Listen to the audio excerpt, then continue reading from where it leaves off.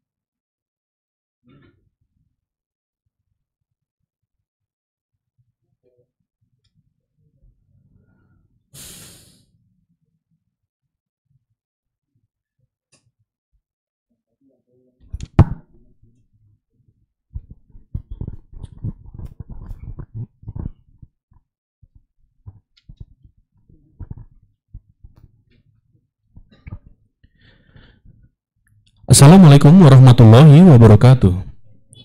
Sesaat lagi kita akan menyimak sebuah kajian Islam ilmiah Ahlus Sunnah wal Jamaah yang akan dibawakan oleh guru kita, Ustadz Abu Hisyam Ahiruddin LC, membawakan kitab Al-Mulakhos fi Syahri Kitabut Tauhid. Kali ini mengangkat tema mereka yang mengharapkan berkah kepada pohon, batu, dan sejenisnya, lanjutan yang kedua. Kajian ini diselenggarakan setiap hari Jumat ba'da maghrib di Masjid At-Tauhid yang beralamat di Komplek Radio Roja Darussalam, Jalan PAK Abdurrahim nomor 326, Talang Semut, Bukit Kecil, Palembang. Mari kita simak apa yang akan beliau sampaikan. Semoga menjadi ilmu yang bermanfaat bagi kita, keluarga kita, dan kaum muslimin lainnya. Tafadhal masykuro, Ustadz. Assalamualaikum warahmatullahi wabarakatuh. Innal hamdalillah nahmaduhu wa nasta'inuhu wa nastaghfiruh wa na'udzu billahi min syururi anfusina wa sayyiati a'malina. Man yahdihillahu fala mudilla lahu wa man yudlil fala hadiya lahu. Ashhadu an la ilaha illallah wahdahu la syarika lahu wa ashhadu anna Muhammadan abduhu wa rasuluhu la nabiyya ba'da. Allahumma salli ala Muhammad wa ala ali Muhammad kama sallaita ala Ibrahim wa ala ali Ibrahim innaka Hamidum Majid. Wa barik ala Muhammad wa ala ali Muhammad kama barakta ala Ibrahim wa ala ali Ibrahim innaka Hamidum Majid.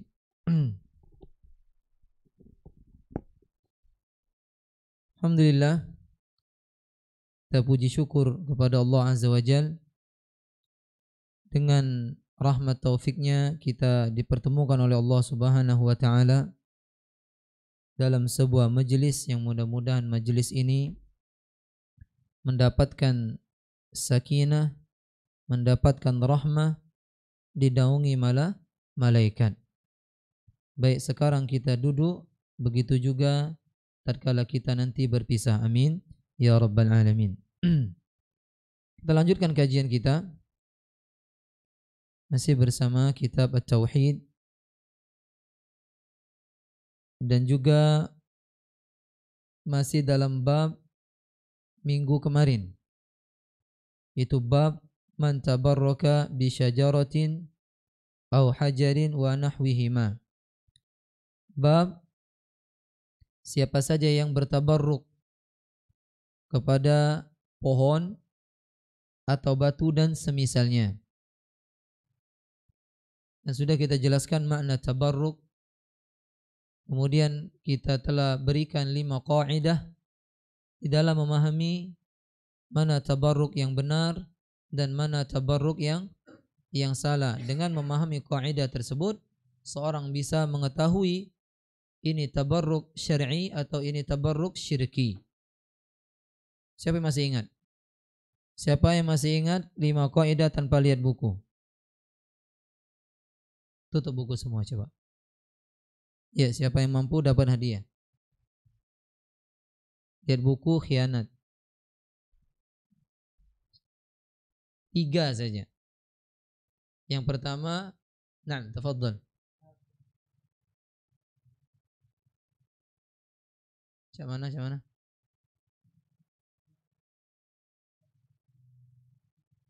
Iya.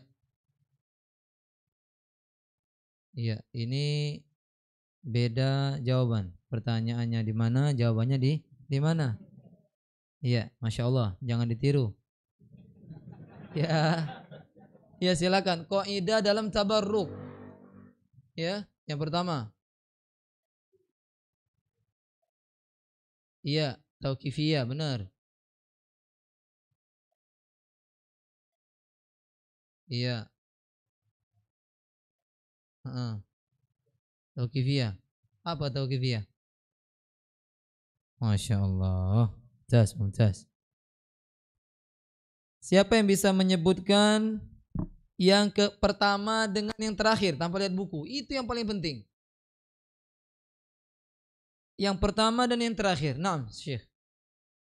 Naam. Masya Allah, ini dia. Pemilik berkah yang memberikan berkah Allah Subhanahu wa ta'ala. Yang terakhir. Tidak tahu. Tetap, Masya Allah. Ente tetap dapat buku. Ente saya kasih buku. Masya Allah, jazahullah khairan yang ngasihnya. Temui aku di telaga Nabi SAW. Tafadhal. Mudah-mudahan ente ya istiqomah di atas sunnah Nabi SAW. Ini kita semuanya. Ya. Yang terakhir. Nah. Enggak apa-apa. Aman. Enggak. Saya izinkan. Ya kan sebelumnya kan? Iya. Enggak apa-apa. Mumtaz. Ya. Yang kelima itu berkah itu ada yang dzatiyah muntakilah, ada yang ma'nawiyah lazimah. Ya, barokah itu ada yang dzatiyah pada zat seseorang, pada zat benda. Tapi dia bisa muntakilah. Muntakilah itu bisa berpindah pada orang lain. Dan ini saya katakan hanya pada diri siapa? Rasulullah SAW. Berkah dzatiyah muntakilah ya pada zat Rasulullah dan dia bisa berpindah kepada orang lain. Contoh Nabi berludah, ludahnya kita rebutan, kita poleskan pada diri kita sebagaimana dilakukan para sahabat. Nabi kalau berludah, ludahnya nggak pernah nyentuh tanah. Kenapa? Sahabat rebutan. Coba ludah kita. Ya, berebut uang untal kayaknya. Apa dia itu? Ya kan? Tapi kalau udah Rasulullah, Masya Allah, tidak bau. Karena Rasulullah SAW itu wangi. Keringatnya pun wangi. Subhanallah. Jadi ada sahabat dia mendapatkan rambut Rasulullah SAW. Ya. Kemudian ada yang bertabaruk dengan mencium, memeluk perut Rasulullah SAW dan seterusnya. Apa saja yang ada pada diri Rasulullah SAW maka itu disebut berkah yang bisa berpindah. Hajar Aswad, berkahnya muntakilah atau lazimah? Lazimah. Berkahnya ada pada diri dia sendiri. Antum moles-moles ke sorban, moles-moles ke kopca di mana? Di Hajar Aswad. Apakah kopca itu akan menjadi berkah? Tidak. Ya, yang ada kotor. Ya, bayana itu. Ya. Buyan. Apalagi yang tidak ada dalilnya, yaitu ngusap-ngusap makom Ibrahim sampai terbening itu makom Ibrahim itu, penutupnya itu bening. Kenapa? Dipoles terus. Lagi datang yang Bangladesh moles, datang yang Pakistan moles, wong Indonesia laju pulau.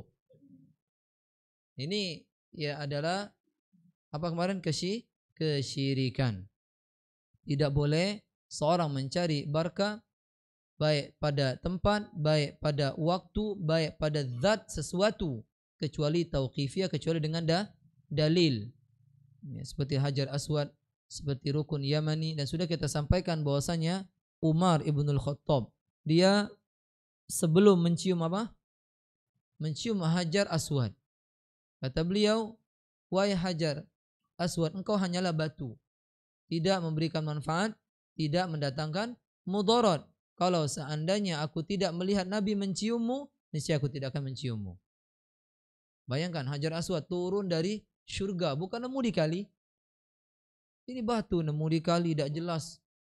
Ya, kemudian diagungkan, dimandikan dengan air 7 sumur, 7 bunga. Nah, ini adalah ya kebodohan jahiliyah yang wajib seorang menjauhinya. Ini 5 kaidah itu dihafalin. Intinya yang paling penting, baik itu diri Rasulullah SAW, baik itu Hajar Aswad, baik itu Rukun Yamani dan seterusnya. Pemilik barokahnya bukan mereka itu, tapi siapa? Allah Subhanahu wa Ta'ala. Kalau seandainya kita meyakini Nabi memang Nabi pemilik barokah itu, tidak Allah, maka kita telah menyekutukan Allah Azza wa Jalla. Nabi SAW yang mendatangkan berkah buat beliau siapa? Allah Subhanahu wa Ta'ala. Karena semuanya itu milik Allah Subhanahu wa Ta'ala. Kita lanjutkan masih dalam bab ini dari Abi Waqid Al-Laythi. Kemarin ayatnya sudah kita bacakan, surah An-Najm ayat 19 sampai 23, di mana kaum musyrikin mengambil berkah kepada Lat, Uzza dan Manat. Dari Abi Waqid Al-Laythi, sahabat. Beliau mengatakan kharajna ma'a Rasulillah sallallahu alaihi wasallam. Kami keluar bersama Rasulullah sallallahu alaihi wasallam ila Hunainin, ke daerah Hunain. Perang apa ini? Hunain, ingin memerangi kabilah yang bernama Hawazin. Hunain ini sebuah lembah tidak jauh dari Makkah, berapa mil dari Makkah. Nabi bersama para sahabat, diantaranya Abu Waqid Al-Laythi, berangkat bersama Rasulullah SAW menuju negeri tersebut, menuju tempat tersebut. Wa nahnu, kata ya sahabat ini, wa nahnu hudatsa'u ahdin bi kufrin. Masa kami ya dalam memeluk Islam ini baru sekali. Maksudnya baru masuk Islam. Ya mereka baru ya memeluk Islam, sehingga perbuatan-perbuatan mereka dahulu, kekufuran, kesyirikan ya masih ada pada diri mereka. Belum hilang secara total. Ya. Walil musyrikina, orang-orang musyrik memiliki sidrotun, memiliki pohon sidro. Pohon apa ini? Bidara. Ya. Ya'kufuna indaha, yang mereka beribadah di sisinya. Mereka yatabarrakun, mengambil berkah di sisi pohon tersebut.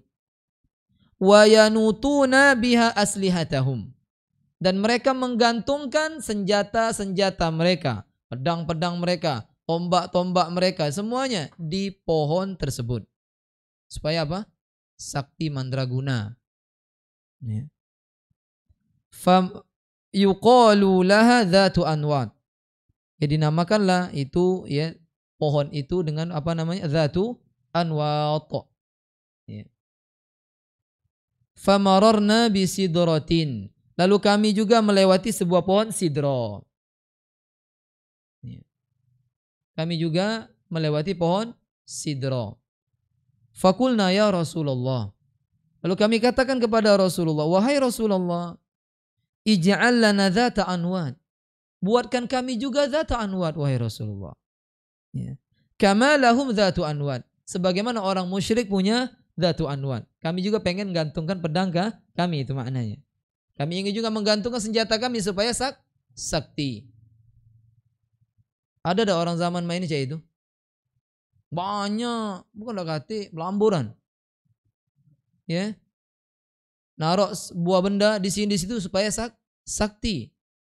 Ngambil tanah kuburan ini dan kuburan itu supaya mendapatkan barokah. Banyak dilakukan oleh kaum muslimin. Ya, yang mereka belum memahami ya tauhid, belum mengenal syirik secara mendalam sehingga mereka jatuh kepada perbuatan kesyirikan. Banyak ini sahabat bersama Nabi ya, sempat mereka jatuh kepada kesyirikan. Sempat mereka jatuh kepada kesyirikan tapi terhalangi oleh Rasulullah sallallahu alaihi wasallam. Ini menunjukkan bahwasannya syirik terbagi dua. Ada syirik besar, ada syirik kecil. Kalau seandainya ini syirik besar, niscaya mereka langsung kufur. Ini menunjukkan ini adalah syirik kecil karena mereka meyakini keberkahan datangnya dari Allah tapi lewat dzatu anwat. Ya. Jadi syirik terbagi dua. Berarti orang beriman bisa jadi mereka ada kesyirikan dalam diri mereka, tapi syiriknya syirik kecil. Ya, syiriknya syirik kecil. Dia bertauhid kepada Allah, dia mengesahkan Allah, pada suatu saat dia lupa atau dia tidak sengaja, ya saman kata dia. Ya cacam. Harusnya ya Allah. Ini tidak boleh. Ini syirkul asghar. Ya, kemudian terkadang dia bertatayur, tidak sengaja bertatayur. Kedut-kedut dia apa namanya ini? Alis matanya. Nah, ada apa ini? Lupa dia itu syirik kecil. Nyampak cangkir buat kopi, nyampak kena kakinya kopi itu, hitam kalau kopi itu kakinya, panas puluh. Ya ada apa tatayur. Ya ada itu pecah memang itu apa-apanya itu dia. Tidak ada hubungan dengan sial atau ya kebaikan, nggak ada. Ya, jadi syirik kecil, syirik besar itu benar pembagiannya. Ya. Kama lahum dzatu anwat. Sebagaimana mereka punya dzatu anwat. Faqala Rasulullah sallallahu alaihi wasallam. Lalu Nabi sallallahu mengatakan, karena Nabi kaget mendengar itu, kata Nabi, Allahu Akbar. Allah Maha Besar. Ya, takjub Nabi dengan apa yang dikatakan oleh para sahabat yang baru masuk Islam ini. Allahu Akbar, Allah Maha Besar. Innahas sunan. Ini adalah perbuatan orang-orang dahulu. Ini adalah sunnah orang dahulu. Ini adalah tariqahnya orang dahulu, kata Nabi SAW. Kultum, kata Nabi, kalian telah mengatakan, walladzi nafsi biyadihi, demi jiwaku berada di tangannya. Yang demi jiwaku berada di tangannya, kata Nabi SAW. Nabi bersumpah di sini. Yang demi jiwaku berada di tangannya. Kama qalat Banu Israil li Musa. Kalian telah mengucapkan sebuah ucapan sama seperti ucapan Banu Israil kepada Nabi mereka. Rasul pertama Bani Israil itu Nabi Musa. Ya, Masya Allah ya. Tapi bedanya para sahabat baru masuk Islam. Ya, Banu Israil, mereka subhanallah melihat mukjizat yang sangat besar. Dibelah apa? Laut apa? Laut Merah dibelah oleh Allah Azza wa Jal. Ya, lewat tongkat Nabi Musa alaihissalam sampai menjadi 12 belahan. Setiap belahan bagaikan gunung yang tinggi. Laut itu belah. Sehingga mereka melewati laut itu, mereka melihat apa yang ada ya dari hewan-hewan laut. Mereka menyeberang laut dari Mesir menuju Palestina. Laut terbelah, mereka melihat. Nyampe nyebrang sana, subhanallah. Lalu sahabat tidak melihat itu, tidak melihat mukjizat-mukjizat seperti ini kecuali Al-Quran.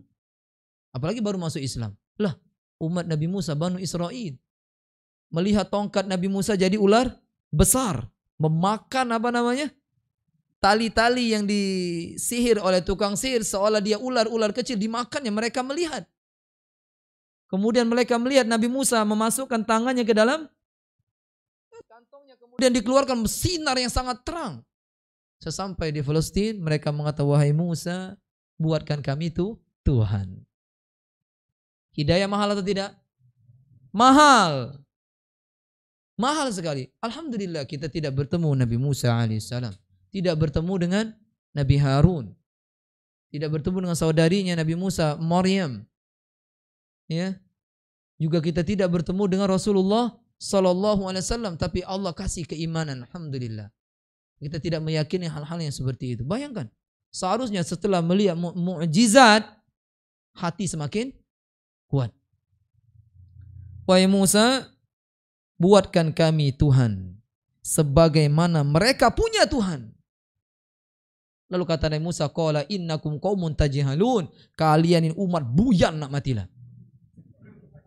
Jahil itu maknanya bahasa kita buyan. Allah kebuyannya. Lah jelas diselamatkan Allah dari Fir'aun. Bayangkan pasukan Fir'aun itu, la ilaha illallah. Fir'aun, saking pengecutnya Fir'aun, seluruh pasukannya, kaum laki-laki dia bawa semua mengejar Nabi Musa, sehingga Mesir tinggal orang tua dan perempuan saja. Bayangkan habis waktu itu berangkat semua ngejar Nabi Musa. Seharusnya mereka berani, ya Allah, ya. Alhamdulillah gitu. Sebanyak itu ngejar kita tidak kena. Dibelah pulau laut oleh Allah Azza wa Jalla. Ini kemuliaan bagi mereka seharusnya. Tetapi sesampai di sana, ya, mereka berbuat suatu perbuatan yang sangat-sangat mungkar. Ya, di mana Allah telah menunjukkan kebesarannya tapi tidak mendatangkan keimanan yang kuat bagi mereka. Jadi hidayah, saya katakan hidayah sangatlah mahal. Hidayah sangatlah mahal, hidayah tidak bisa dibeli dengan dunia beserta isinya. Makanya kalau kita mendapati hal ini dalam hati kita, falyahmadillah. Maka adalah puji Allah Subhanahu wa taala. Karena yang menanamkan dalam hati kita Allah Azza wa Jalla. Ya, Allah Subhanahu, sehingga kita jauh dari kesyirikan. Baik itu syirik kecil, ya, maupun syirik besar. Puji Allah Azza wa Jalla, mudah-mudahan dengan itu kita masuk syurga. Lalu Nabi SAW mengatakan, la tarkabunna sanana man kana qablakum. Sungguh di sini Nabi make 3 taukid. La tarkabunna, lam taukid, nun taukid, kemudian ada qasam yang mahdzub di sini. Wallahi, demi Allah, sungguh kalian, sungguh-sungguh, demi Allah, sungguh kalian, sungguh-sungguh akan menempuh, ya, akan menempuh metode, cara, adat istiadat, perbuatan mangkana qablakum, orang-orang sebelum kalian. Orang-orang sebelum kalian. Dalam riwayat lain, ini hadis riwayat Tirmidzi. Dalam riwayat lain, kalian benar-benar akan mengikuti petunjuk-petunjuk, ya, turuk jalan-jalan orang-orang sebelum kalian. Kalau seandainya mereka masuk lubang dob, ya, dob itu apa, hewan yang ada di padang pasir, ya, bentuknya memang mirip-mirip biawak, ya. Tapi kalau kita pasatinian beda. Kalau biawak agak langsing dikit, ya. Tapi kalau dob ini gemuk dan dia tidak sebesar biawak, tempat hidupnya juga berbeda. Ya, biawak itu di rawa, dob itu di padang pasir karena di sana nggak ada rawa. Ya, kalau di sana ada rawa berarti anak kiamat.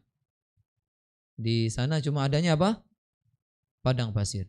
Nah, di sana kadal gurun ini hidup. Yang namanya disebut dob. Makan serangga dan yang lainnya. Dan dia boleh dimakan. Biawak tidak boleh dimakan. Haram makan biawak karena biawak makan bangkai dan juga dia memiliki apa? Ya, untuk memangsa. Jadi haram memakan biawak, dob boleh. Tapi Nabi tidak memakan dob.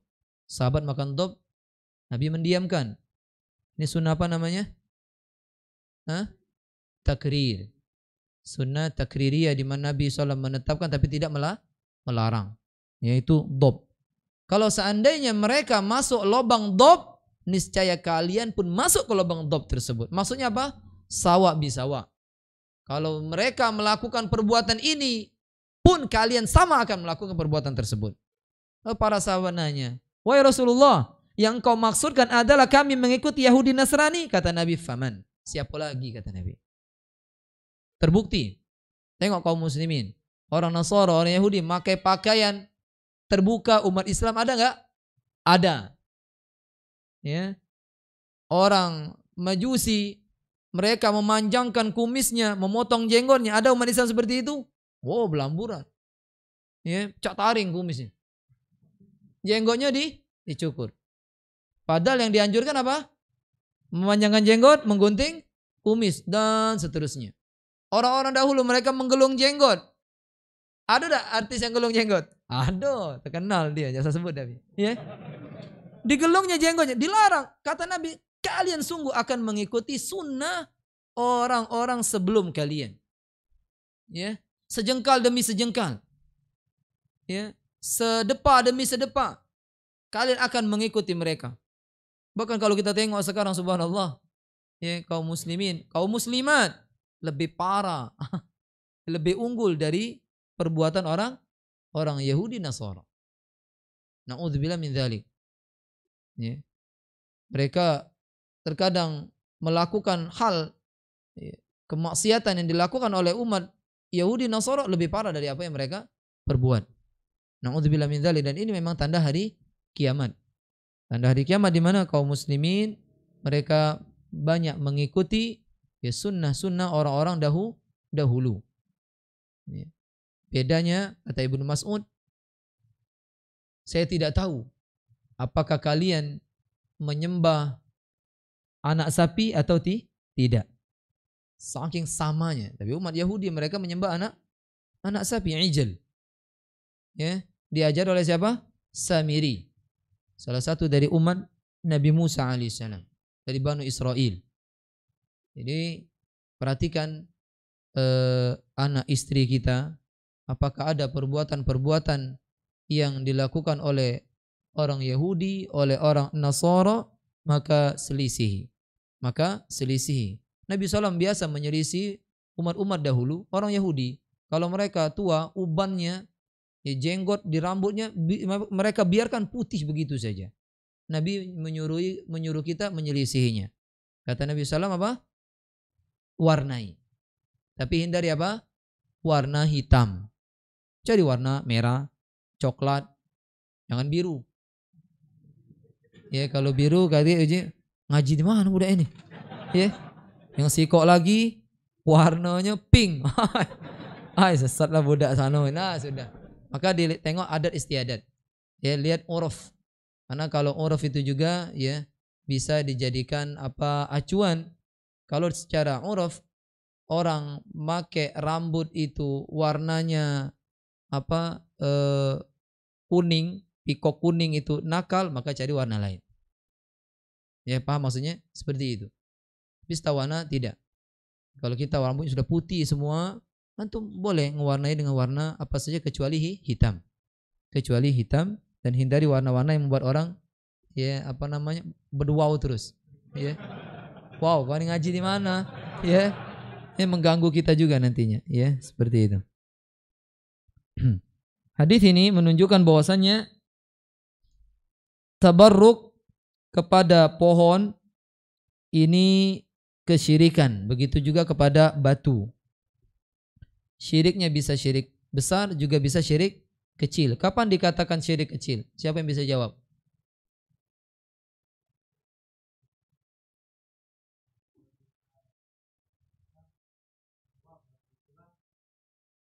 Mendatangkan keberkahan. Kasih. Wah. Apa antum ya? Nah, ini aja. Hukum minta-minta dan mengemis. Ya. Buku bagus banget itu. Ya, bahwasanya meminta walaupun jumlahnya kecil, walaupun syai' yasir, walaupun minta permen, walaupun cuma ngasih isyarat. Mak janya. Ini termasuk buku itu. Kau tidak akan punya daging nanti pada hari kiamat di mukamu. Para sahabat, apa saja yang jatuh dari mereka, cambuk kek, isu kek yang jatuh, mereka tidak akan pernah nyuruh orang lain mengambilnya. Mereka akan mengambil sendiri karena khawatir itu termasuk minta. Nah, bagaimana orang-orang kadang, cair cair kau nih? Iya cair ngapu ahi. Yo ngertilah. Nah, itu baca buku itu. Ya, seperti itu. Dan ini sering kita terjadi pada diri kita. Itu ternyata isyarat minta. Yang kedua, annal muntaqil minal batil alladhi i'tadahu, bahwasanya orang yang baru pindah dari kebatilan, baru pindah dari kesesatan, atau disebut baru hijrah. Tak aman ya, di dalam hatinya masih ada tersisa dari adat istiadat dia dahulu. Makanya seorang yang baru bertaubat dari firqah dia dahulu, maka hendaklah dia belajar dulu. Belajar dengan ustadz-ustadz atau belajar dengan para masyayikh yang benar-benar manhajnya salaf. Dan itu hendaklah dia belajar lama. Bukan hanya setahun, belajar lama. 5 tahun, 10 tahun belajar. Sehingga apa yang dahulu pernah dia lakoni, pernah dia lakukan dari pemikiran-pemikiran dia dahulu benar-benar hilang. Seperti itu. Ini tidak baru tobat langsung, subhanallah, kibar langsung. Yang lucu lagi ya dari non-muslim bertobat kepada masuk Islam, setelah itu dia jadi da'i atau da'iyah. Ini kerusakan lebih banyak daripada apa? daripada kebaikan. Belajar dulu. Seperti ini sahabat, dan siapa yang bagus keimanan, sahabat atau kita? Lo sahabat. Bertemu Nabi langsung. Lah kita ketemu siapa gitu? Ya. Kata yang kita ketemui dari orang-orang yang kata Nabi sebaik-baik masa, nggak ada kita ketemui. Sahabat nggak ketemu, tabiin nggak ketemu, tabiin nggak ketemu. Kita ini umat akhir zaman, umat anak kiamat. Hati kebanggaan kita, kecuali kebanggaan umat Nabi SAW saja. Ya, jangan nian kita baru tobat, sudah aku nih, kamu tidak tahu aku nih tamatan sini. Nanya, kaget dulu, belajar dulu, karena kita tidak tahu. Jadi ada yang nyangkut di dirimu dari pemikiran dirimu. Misalnya bertobat dari pemikiran Khawarij, ngebom sini, atau tobat dari Syiah, pernah mengkafirkan sahabat. Bisa jadi kalau ceramah memang Muawiyah tuh. Nah, kan kau kena. Ya ngebom tuh enggak boleh, tapi kalau ledakannya kecil boleh. Nah, kan kau enggak boleh kalau itu tuh. Syubhatnya masih ada. Ini poin yang bagus sekali nomor 2 ini. Kalau kita baru bertobat, baru hijrah, baru muntakil minal batil, maka tidak aman. Masya Allah, Syekh Shalih Fauzan, tidak aman, dalam hatinya masih ada sisa, ya, adat istiadat dia dahulu dari apa yang dia telah lakoni. Nah, yang ketiga, anna sababa ibadatil asnam, bahwa sebab penyembahan kepada patung itu adalah ta'zimuha, pengagungan. Ya, kenapa orang-orang soleh di zaman Nabi Nuh alaihissalam disembah? Kata mereka, mana dalam wala tadarunna waddan wala suwa'an wala yaghutha wala ya'uqa wa nasra. 5, semuanya orang soleh semua. Semuanya orang soleh. Kata mereka, la tadarunna, jangan kalian tinggalkan 5 Tuhan kita ini gara-gara dakwanya Nabi Nuh ini. Gara-gara orang majnun ini. Jangan tinggalkan. Subhanallah. Awalnya apa? Pengagungan. Ya, awalnya pengagungan sehingga mereka buat gambar-gambar Yaguth, gambar Tuhan-Tuhan yang mereka anggap orang tersoleh di zaman itu. Gambar buat patung. Awalnya apa? Untuk mengingat agar semangat beribadah kepada Allah. Belum disembah. Ya, setahun, 2 tahun, 3 tahun. Mati semua orang-orang ini. Datanglah anak cucu mereka, fanusiyal ilm, kata Ibnu Abbas. Ilmu dilupakan, fa'ubidat, disembahlah ini. Kata setan, ini tahu tak kamu? Ini yang biasa dulu diagungkan, bahkan dimintai dari mereka itu oleh nenek moyang kalian. Disembah sehingga menjadi kesyirikan pertama kali di muka bumi. Sampai sekarang. Bahkan di antara patung-patung yang diambil oleh Amr ibn Lu'ay, yang kata Nabi dia disiksa di neraka dengan ususnya terburai. Di antara patung yang dia bawa itu ada patung yang ada dari zaman Nabi Nuh. Bayangkan, syaitan mengingatkan bahwasanya di sini ada patung ini, patung itu digali, ternyata ada, kemudian ditaruh di sekitar Ka'bah. Terus taruh. Semakin banyak orang soleh yang meninggal diagungkan, digambar patungnya, dibuat gambarnya, ditaruh di sekitar Ka'bah. Tatkala Nabi diutus menjadi Rasul, diangkat menjadi Nabi, sudah ada 360 patung. Semuanya orang soleh. Awalnya pengagungan. Ngormati. Boleh kita ngormati. Bahkan wajib kita menghormati orang-orang bertakwa kepada orang soleh. Tapi apa kata Nabi? Iyyakum wal ghulu. Hati-hati berlebihan saja. Innallaha la yuhibbul musrifin. Allah enggak suka orang-orang berlebih-lebihan itu. Hulu, banyak sekali hulu. Ya. Mengatakan ini kaget imam besar dan seterusnya, ini hulu, enggak boleh. Imam kita siapa? Pak Jokowi. Imam Bonjol ya benar, memang imam. Ya, imam yang lainnya. Enggak benar, jangan hulu kita. Hati-hati. Ya. Jangan berlebih-lebihan sehingga nanti gara-gara kita melakukan itu terjadi revolusi dan kita yang nanggung dosanya. Ya, karena kalau ada 2 imam, maka apa? Dalam hadis satunya harus itu, naudzubillah. Ya, jangan sampai kita melok-melokan tanpa ilmu, tanpa dalil, ya, sehingga kita jatuh kepada perbuatan yang tidak disenangi oleh Allah Subhanahu wa taala. Yang keempat, annal insan qad yastahsinu syai'an yadhunnu yuqarribu ila Allah wa huwa yub'iduhu anhu. Bahwasanya manusia terkadang menganggap sesuatu itu baik dalam sangkaan dia. Sahabat tadi nyangka kalau punya dhatu anwat, digantungkan senjata itu baik. Padahal kata Syekh Shalih Fauzan, wa huwa yub'iduhu anhu. Padahal dia menjauhkan dirinya dari Allah Subhanahu wa taala. Ini maksudnya apa? Segala sesuatu harus tauqifiyah, sehingga kita selamat. Jika Nabi melakukan, kita lakukan. Jika tidak, ya kita tidak lakukan. Itu aja.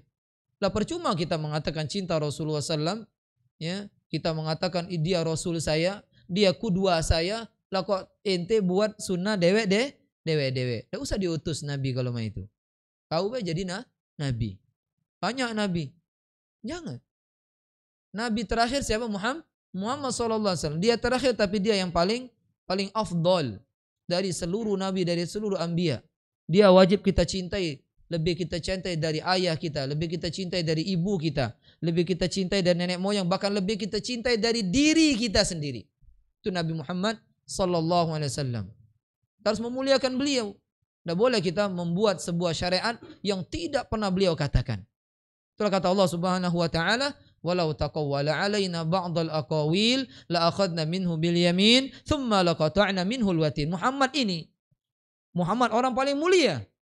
Anda tanya antum, siapa dari seluruh makhluk Allah dari zaman Nabi Adam sampai hari kiamat, hatta arsyur rahman, hatta kursi Allah, hatta malaikat pemikul arsy, siapa yang paling mulia? Muhammad sallallahu alaihi wasallam. Dengarkan firman Allah Subhanahu wa taala. Ini Muhammad, kalau ngada-ngada omongan bukan dari kami mbek tangan kanan nih, kami tetak urat nadinya. Muhammad yang paling mulia tadi. Lah ente siapa? Ente siapa? Buat amalan, kau baca ini 20 kali kau sembuh. Wow. Kalau kau baca ini 30 kali, kau baca agak naik dikit setengah senti dari bumi ini. Wow, hebat. Di mana mamang? Oh, dia. Budak ini buyan puluh dipelajari ini ya. Padahal tidak mungkin. Contoh, sebagai contoh buat antum. Ini kejadian dan ini ente lihat sendiri. Ilmu yang pacak mental ke wong itu.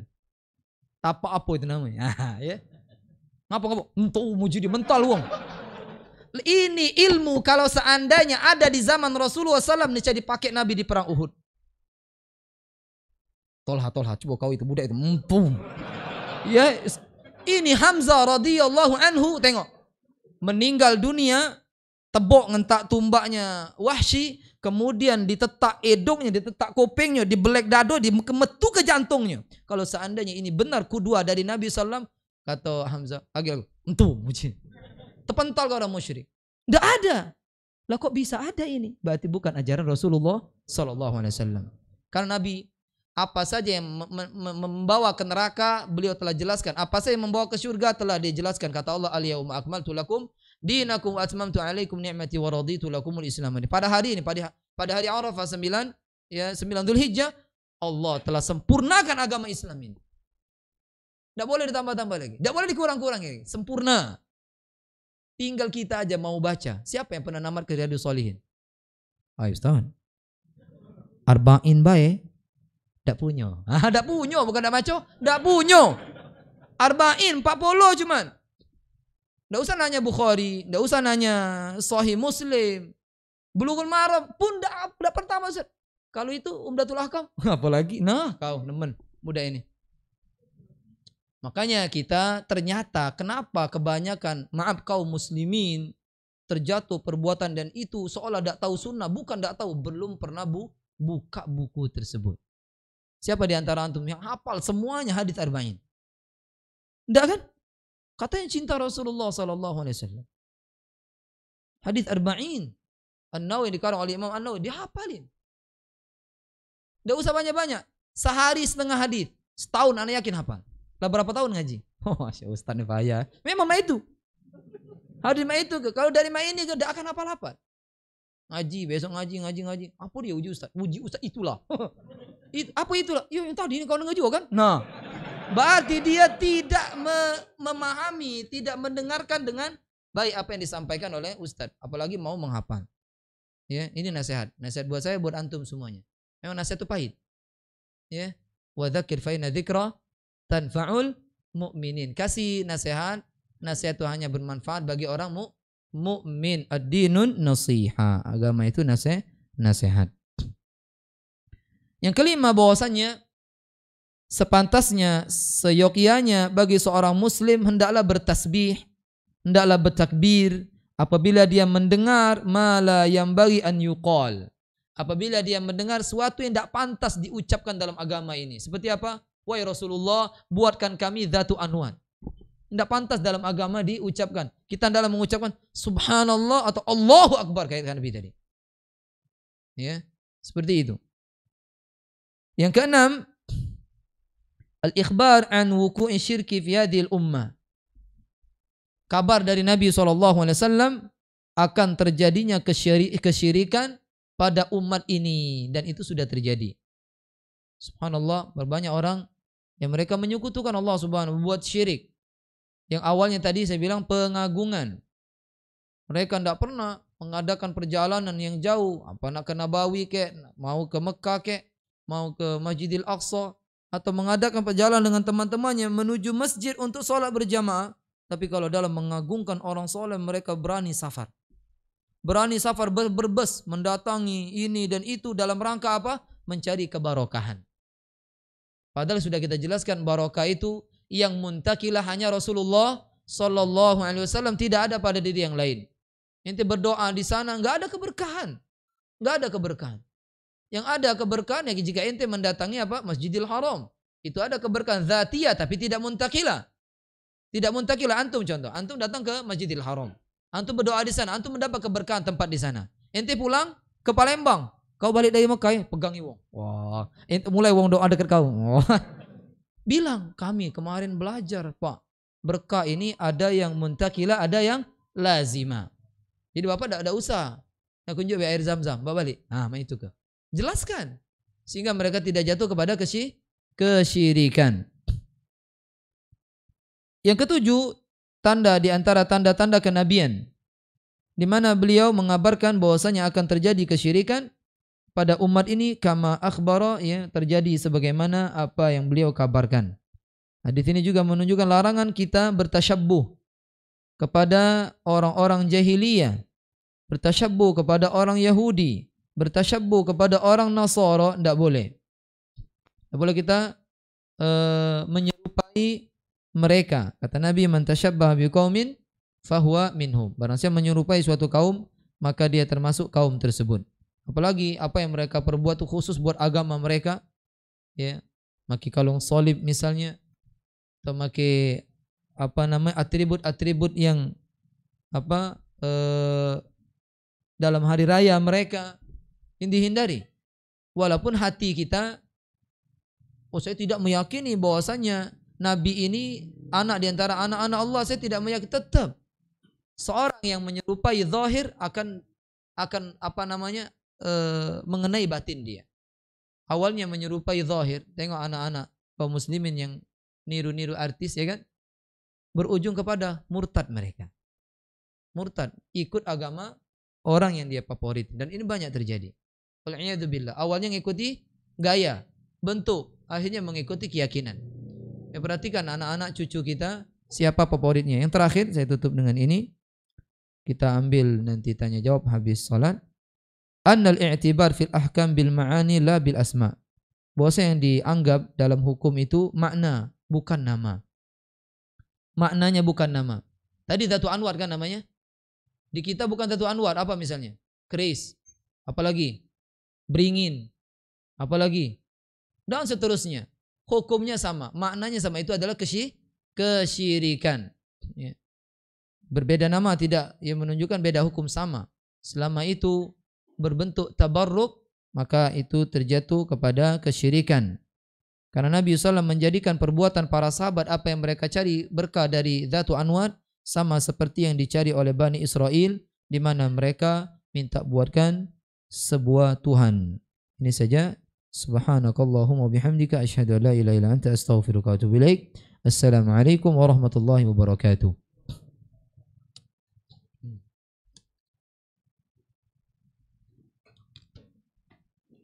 Allahu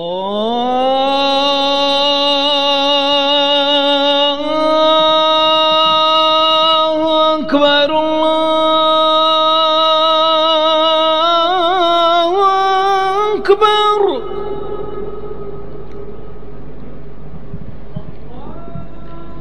Allahu Akbar,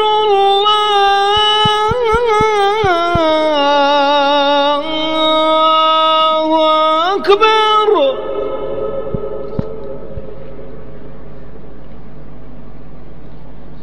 Ashhadu an la ilaha illallah.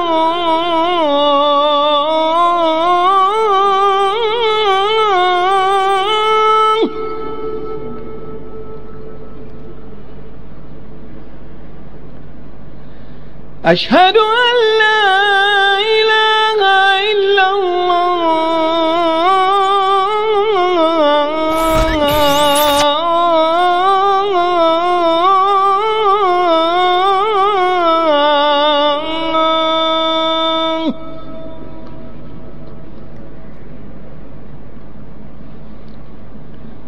أشهد أن محمدا رسول الله.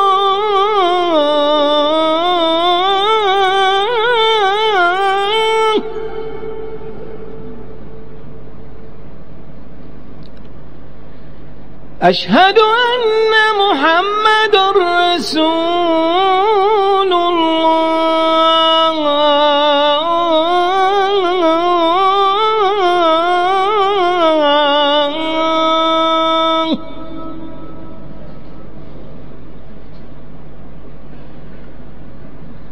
حي على الصلاة.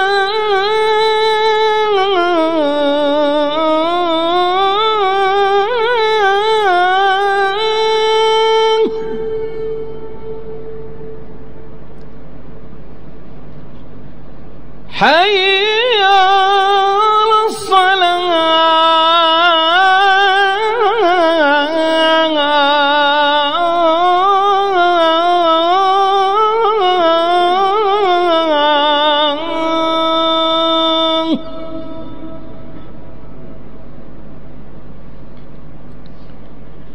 حي على الفلاح.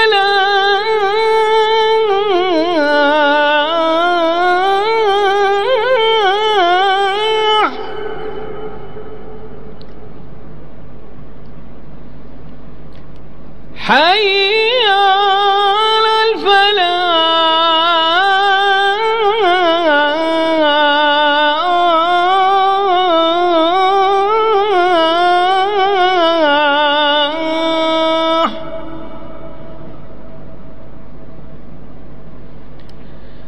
الله أكبر، الله أكبر. لا إله إلا الله.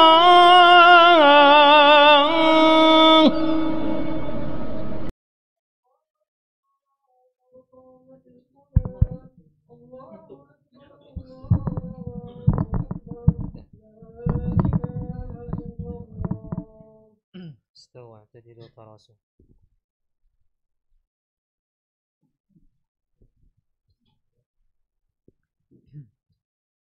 الله أكبر.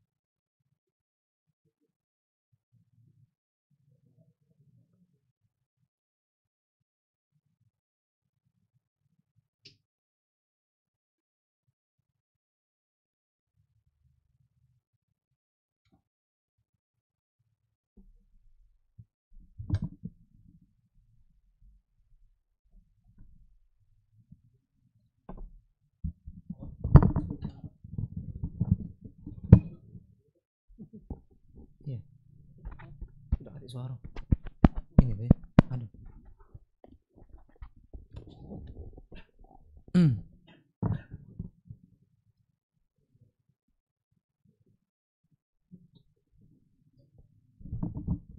Oh nganggu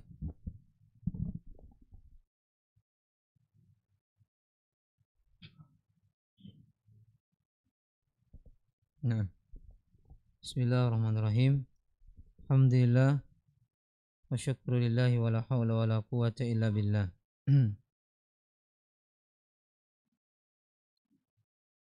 Ada yang mau nanya? Sebelum saya ambil pertanyaan ini. Kata Ibnu Abbas, kata Nabi SAW, syifa'ul as-su'al. Obat buyan bertanya. Kata Ibnu Abbas, dua orang la yahsul al-ilm, tidak memperoleh ilmu, mustahyin, pemalu, tak mau nanya, malu. Ya balik buyan, wal mustakbir. Yang kedua sombong. Beri mula aku dari ustaz tuh. Dua ini nggak dapat ilmu. Silakan. Ustaz maksudnya. Maksud ya. Silakan. Enggak. Tafadhal.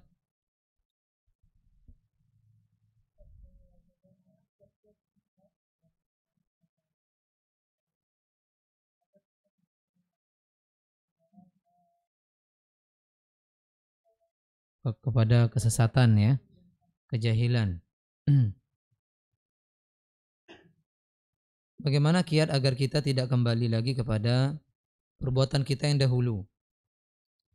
Maka pahami bahwasanya perbuatan dosa itu penyebab masuk neraka. Engkau tidak mau kembali kepada perbuatan tersebut, sebagaimana engkau tidak mau dilemparkan ke dalam api neraka. Nabi SAW mengatakan wattaqu dzulma fa inna dzulma dzulumat yaumal qiyamah. Hati-hati kezaliman. Kezaliman itu bisa kezaliman kepada diri sendiri dengan kita bermaksiat kepada Allah Subhanahu wa taala. Yang kedua menzalimi orang lain, dan ini lebih parah. Ya, ada dampaknya. Nah, kalau kita berbuat zalim, maka kezaliman itu akan menjadi kegelapan pada hari kiamat. Nah, kita pada hari kiamat butuh cahaya. Nah, kalau engkau mengingat itu, bahwasanya kemaksiatan yang kau lakukan itu akan berdampak di akhiratmu, keburukan yang kau akan berhenti berbuat maksiat. Apalagi ya, maksiat itu mematikan hati. Kemaksiatan, apalagi dosa besar yang sering dilakukan itu mematikan hati. Orang yang matinya hati, maka apa saja yang bermanfaat tidak akan mendatangi dirinya. Kalau hati sudah mati, illa man rahima rabbuhu, kecuali memang dia akan mendapatkan hidayah dari Allah Subhanahu wa taala.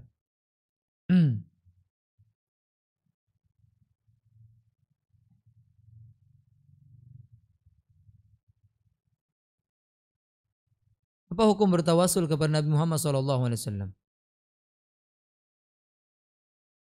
Tawasul kepada Nabi SAW. Kalau Nabi masih hidup, boleh atau tidak? Boleh. Tawasul kepada Nabi SAW yaitu dengan minta doa Nabi SAW. Adapun kalau Nabi sudah meninggal dunia, ya maka sama saja. Nabi SAW, para wali, Nabi yang lain tidak boleh dijadikan objek agar kita bertawasul kepada Allah lewat mereka, karena mereka telah meninggal dunia.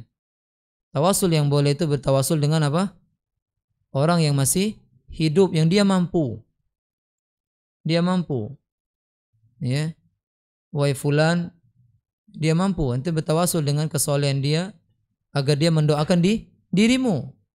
Tidak masalah. Bahkan ada sebagian ulama yang mengatakan meminta doakan kepada orang lain pun termasuk minta-minta. Masya Allah. Apa maksudnya? Ayo nitip doahi tak kalau kaki kau di Makkah. Itu sepatutnya kita juga hindari yang kayak gitu. Kita tidak terjatuh kepada perbuatan yang lebih jauh, atau saddud dzari'ah, menutup jalan agar tidak jatuh kepada kesyirikan. Nabi SAW sudah meninggal dunia. Orang yang meninggal dunia la yasma'u du'aakum, tidak mendengar apa yang kalian bacakan berupa doa-doa kalian. Tidak mendengar orang yang mati itu. Ente berdoa wahai fulan tolong aku, tak dengar dia. Walau sami'u, kalau saya mereka bisa dengar kata Allah, mastajabu lakum. Misalnya mereka tidak mampu mengabulkan doa kalian. Wa yaumal qiyamati yakfuruna bisyirikikum.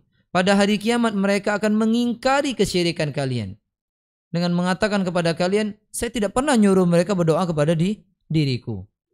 Sehingga pernah Nabi Isa pun seperti itu.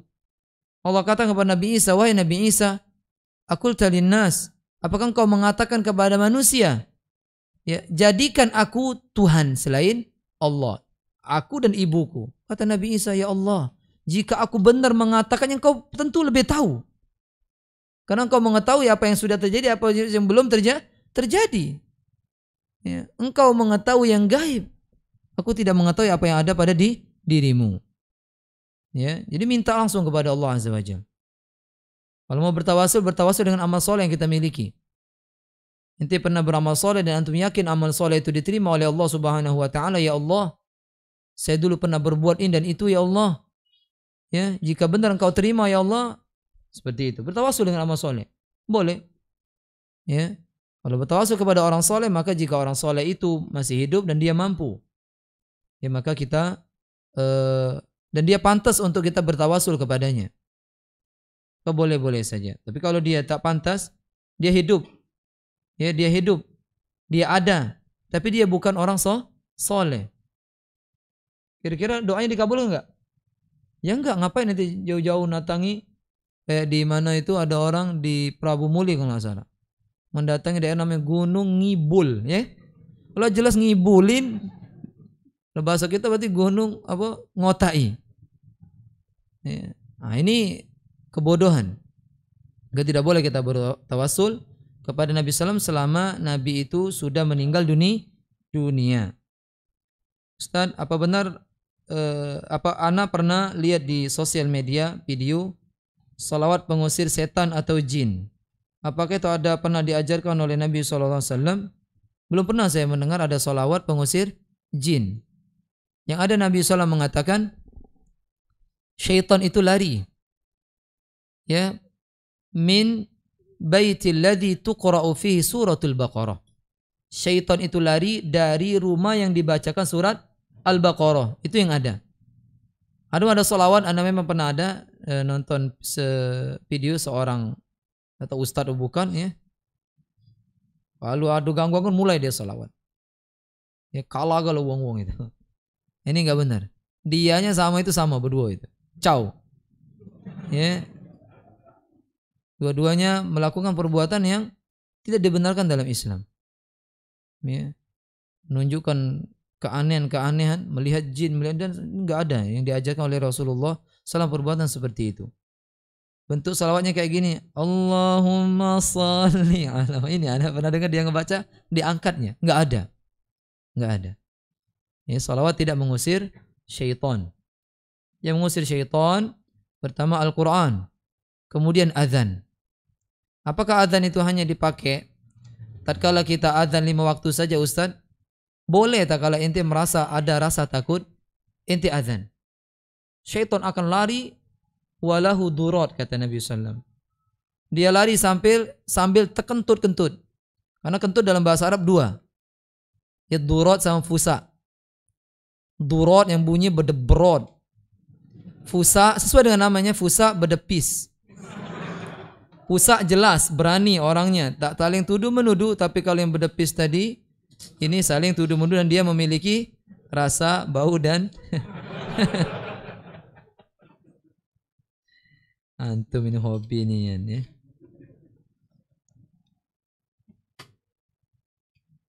Ana ingin bertanya tentang adab dalam bermajelis ilmu. Mohon nasihat Ustaz karena ada pribadi terkadang lupa tidak menjaga adab. Seperti tertawa lepas saat bermajelis. Iya, tertawa itu boleh-boleh saja. Tapi kalau terkakak, ada kelepasan kemarin saya dengar ada. Ya, kelepasan tertawa terkakak enggak benar. Dan antum juga apa yang saya jawab, mungkin menurut antum lucu, ya ketawanya jangan terlalu besar-besar nian. Biasa baik. Ya, biasa baik. Kata Nabi, la tukthirud dhahik. Jangan kalian memperbanyak tertawa. Sesungguhnya banyak tertawa bisa mengeraskan hati. Main Ustaz ya? Ya. Ustaz, ana dulu pernah pacaran. Ngapa jadi pacaran ini? Ini kan kita babnya apa tadi? Tabarruk. Tauhid. Tidak apa, kesian ya. Dan pacar ana dulu pada saat hari anniversary. Apa ini?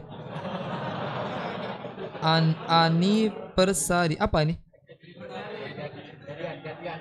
Oh, jadian. Masya Allah. Setembakan ya. Kami pernah memberikan saya kado yang mau anak tanyakan. Manu titik koma ada katiin. Ya, ini dengar ya. Hari anniversary. Kami pernah memberikan saya kado yang mau anak tanyakan. Apa dia? Kado tersebut halal atau tidak? Halal kadonya. Yang haram itu pacarannya. Tembak menembak itu pun haram, tidak boleh. Kau ditunggu dia nembak kau. Nembak apa dia? Tidak boleh. Ya, ingat, mata ini kalau kita melihat lawan jenis, siham min ashami iblis. Sahmun min sihami iblis. Panah di antara panah-panah setan. Panah setan dari mata turun ke hati, dari hati turun ke perut, habis turun perut turunnya, turun berok. Hati-hati. Apalagi nembak. Dia hanya berdua dan kita dilarang khulwah. Berdua-duaan. Tidaklah seorang berdua-duaan melainkan syaitan ketiganya, dan syaitan tidak pernah membawa kebaikan. Syaitan hanya membawa keburukan. Nah, jangan ya. Adapun kadonya enggak salah. Ya, kadonya enggak salah. Yang salah itu adalah perbuatan mereka. Jadi kado itu bagaimana Ustaz? Balik ke kalau kau udah galak. Kalau kau galak, nikah sama dia. Jika engkau serius sama saya, wah, ya, aku tidak akan mau menemui dirimu sampai engkau menemui waliku. Wah, ya. Jika tidak, maaf baik. Nah itu, akhwat tuh harus tegas. Jangan murah ya. Jangan kayak pisang. Pernah nengok pisang itu? Uang beli pisang itu, pegangnya. Lagi datang lagi. Pegang yang lain. Ayo bonyok. Besoknya, awalnya dijual pisang itu 15.000. Setengah kilo. 3 hari dipegang, tidak boleh pegang. Mau ibu PK? 2 gencet, 5.000. Nah, jangan seperti pisang. Ya. Ustaz, apa hukum ketika orang tua menyuruh anak mengantarkan untuk pergi ke tempat syubhat, bid'ah, syirik? Ya, apakah saya menolaknya? Kalau saya menolak, apakah saya durhaka? Ya enggak. Kata Nabi SAW, la ta'ata fi maksiatil khaliq. Tidak boleh mentaati siapapun dalam memaksiati Allah. Jadi gini, hak yang paling tinggi pertama Allah, yang kedua Rasulullah, baru orang tua kita. Orang tua kita memang haknya tinggi sekali. Tak boleh kita mengucapkan kalimat kata Allah, fala taqul lahuma uffiw wa la tanharhuma. Jangan kalian ucapkan kalimat 2 huruf itu. Ya, kalau kita nih, mak nih, apa kok hitung huruf itu? Saja nggak boleh. Tapi tak kalau hak orang tua bertentangan dengan haknya Rasulullah, hak Rasulullah kita ambil. Bertentangan dengan hak Allah kita dahulukan. Nah ini sekarang, hak Allah kita tidak boleh mendatangi kesyirikan. Kita tidak boleh mendatangi bid'ah. Kita tidak boleh mendatangi tempat maksiat. Ibumu nyuruh nganter dia ke sana. Misalnya abinya ini peminum misalnya. Coba beli aku B coba. Yang merek ini, yang mabok nian, ujibaknya. Ya, kalau tidak kau gimana? Tak boleh kita patuh. Kalau dia mengancam, bahkan membunuh, maka kita berbuat secara terpaksa. Ya, dalam Islam kalau kita dipaksa maka tidak berdosa. Orang tua tidak mungkin kayak gitu. Kalau orang tua kalau dia memerintahkan kita beli sesuatu yang diharamkan oleh Allah Azza wa Jalla, kemungkinan dia nggak ngerti atau tidak tahu. Kemungkinan besar.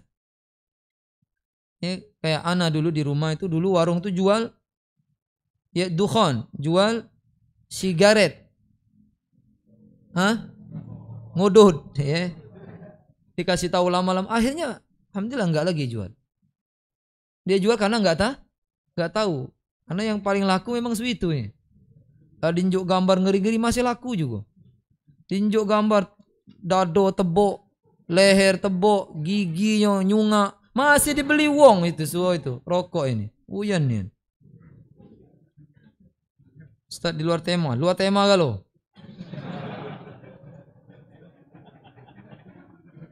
Ustaz,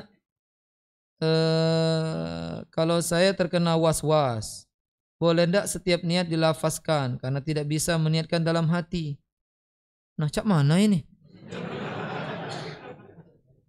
Lah, ente selama ini ndak makin niat apa? Kata Imam Ibnu Qayyim, kalau seandainya segala perkara tanpa niat, Allah kesusah hidup. Itu makna dari perkataan beliau. Maksudnya apa? Segala urusan kita pasti dengan niat. Lah ente ke pasar ada niat tak? Ente pergi-pergi, aku ini ngapa main ini ya? Tidak mungkin. Pasti ada niat. Makanya nanya tuh, PK dulu. Ente makan ada niat tak? Ngaku ini ngapa makan nih? Iya apa lauknya di pempek? Awak beli pempek dewek. Paham maksudnya itu kata Nabi innamal a'malu binniyat. Segala perbuatan amal itu tergantung niat. Oleh karena itu amalan boleh jadi bisa pahala jika niatnya karena Allah. Disebut ibadah ghairu mahdho. Yang mahdho itu seperti sholat, puasa, haji, umrah itu mahdho semua namanya. Murni langsung dari Allah Azza wa Jalla. Ada yang ghairu mahdho, yang tidak murni tapi diniatkan karena Allah. Ente makan, aku Ustaz kalau makan sehari tempe 2 apa? 2 itu saya Ustaz. Tahu tapi niatnya supaya aku kuat Ustaz sholat malam kaki. Jam berapa kau sama? Habis subuh. Wah, kau ini. Ya, kekenyangan kau nih. Ya, subhanallah. Ini anak ya enggak mungkin ahi. Yang nanya ini enggak mungkin ente ya enggak bisa niat tuh enggak mungkin. Ya maaf ya. Kalau antum buang air, antum niat, nak buang di mana aku nih? Itu tuh amalan hati. Enggak mungkin antum ngomong. Kalau ngomong berarti itu lafaz. Amalan lisan. Terkala dia masih terbetik di hati itu namanya niat. Cinta itu amalan hati. Cinta itu dia. Antum mencintai. Antum cinta sama mana tak? Wallahu a'lam, ya kan? Tapi itu di dalam hati. Dan niat itu sama seperti cinta, amalan hati. Ya, makanya ada dua orang berdiri, si fulan dengan si fulan. Fulan ini berdiri sholat. Yang ini pahalanya sampai sepenuh bumi pahala dia. Yang ini tidak katik pahalanya. Apa yang membedakannya? Niat. Tidak usah antum lafazkan. Wiswas itu tidak usah diikuti. Wiswas itu awal saja. Tapi kalau ente ikuti wiswas seumur hidup. Contoh misalnya, antum sudah niat dalam hati. Puji setan, kau tuh belum maco. Kau nih, itu kan? Tapi dalam hati ya. Jangan antum dalam sholat. Wah, ini belum pulau. Batal sholat. Makanya nanya, buang lucu ya nanya ini. Dah. Tetap nggak boleh dilafazkan. Nah, melafazkan itu menurut pendapat yang kuat, maka itu perkara mengada-ngada. Nggak ada satupun hadis Nabi mengajarkan lafaznya begini, nggak ada sama sekali. Nawaitu Samagudin Ati, ya, seperti itu. Pertanyaan terakhir. Kalau seandainya kita berdoa bertawasul dengan amal soleh kita, contoh ingin mendapatkan kesembuhan dari suatu penyakit, apa kita hanya mendapat kesembuhan tanpa mendapatkan pahala atau kedua-duanya? Dapat dua-duanya, karena semuanya ada contoh. Ya, kata Nabi, fatadawau, berobatlahkah kalian.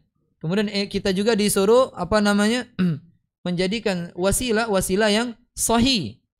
Seperti ada 3 orang yang terkurung di dalam goa. Dia bertawasul dengan amal soleh mereka. Dan ini dibenarkan dalam Islam, kita meniru mereka, maka ini juga ya ma'jur, dapat pahala. Intinya ada contoh. Yang contoh itu datangnya dari Rasulullah SAW. Ya, maka dengan berdoa kita dapat pahala. Ingat, kita berdoa itu dapat pahala. Jangan mikir doa itu dikabulkan, tidak dikabulkan. Kaget dulu. Ente berdoa itu sudah berpahala. Allah katakan wa qala rabbukum ud'uni, kata Allah. Rabb kalian berkata kepada kalian, berdoa kalian kepadaku. Kan dalam hadis orang yang tidak berdoa kepada Allah murka kepadanya. Berdoa sebanyak-banyaknya berdoa kalau baca. Kalau baca setiap melangkah kita berdoa kepada Allah Azza wa Jalla. Karena kita ini tidak akan lepas dari pantauan Allah. Oleh karena kita ada zikir la haula wala quwwata illa billah, tiada daya upaya itu dari Allah kalau itu. Ya, harus dipahami. Kalau bisa berdoa tuh setiap saat berdoa kepada Allah. Naik motor berdoa. Oleh karena itu banyak sekali doa diajarkan oleh Nabi SAW. Berarti Nabi SAW semuanya doa. Naik kendaraan doa enggak? Ada. Keluar masjid ada doa. Masuk masjid ada. Masuk WC ada doa. Sebelum tidur, bangun tidur, bahkan membolak-balikkan badan tak kala kita sadar, ada doanya, semuanya doanya. Ini menunjukkan kita tidak pernah lepas dari Allah. Kita butuh Allah selalu. Makanya orang yang senantiasa dia berdoa kepada Allah selamat hidupnya. Makanya orang yang berdoa, dia tidak terlepas dari 3. Orang yang berdoa kepada Allah tidak akan terlepas dari 3. Dikabulkan doanya. Yang kedua, dijauhkan dari mara bahaya. Inti semakin banyak berdoa, jauh dari musibah. Untung enggak? Untung, kaget dulu. Yuk, ayo terkabul lah doa aku tadi. Budak tadi yang kujingok tadi. Nah, doanya maksiat pula. Caknya tadi nyingoknya aku juga. Dah boleh mait. Doa baik. Yang pertama dikabulkan Allah. Yang kedua dijauhkan dari mara bahaya. Sekuat doa dia. Yang ketiga yang paling baik itu dijadi tabungan pahala buat kita di akhirat. Doa sebanyak-banyaknya. Dalam sujud, imam agak lama, doa cepat-cepat. Ya Allah, ya Allah, ya Allah. Terus seperti itu. Allah senang sekali hamba yang berdoa. Beda manusia. Ya doa itu meminta. Manusia kalau dipinta marah. Tapi kalau Allah dipinta semakin senang. Perbanyaklah. Allah maha kaya. Bayangkan orang non muslim aja dikasih Allah segalanya. Lah masa kita yang menyembah Allah tidak diberi apa-apa. Tapi Allah memberikan sesuai dengan kadar apa? Kebaikan buat kita. Kalau kita berdoa, ya Allah unjuk aku mobil Lamborghini 3 ikok. Tak metu mobil itu. Ferrari kalau baca ya Allah. Udah diunjuk. Bisa jadi tak diunjuk itu lebih baik buat dirimu. Kalau diunjuk kau muter-muter Kambang Iwak tidak semayang lagi. Ya, habis Kambang Iwak ke itu. Makanya segala apa yang ditetapkan Allah buat kita pasti baik. Kata Allah, asa an takrahu syai'an fahuwa khairul lakum. Bisa jadi engkau tidak suka terhadap apa yang telah ditetapkan Allah, tapi itu baik buat dirimu. Bisa jadi engkau suka pada sesuatu itu buruk buat dirimu. Ya, subhanakallah wa bihamdika asyhadu an la ilaha illa anta astaghfiruka wa atubu ilaik. Assalamualaikum warahmatullahi wabarakatuh.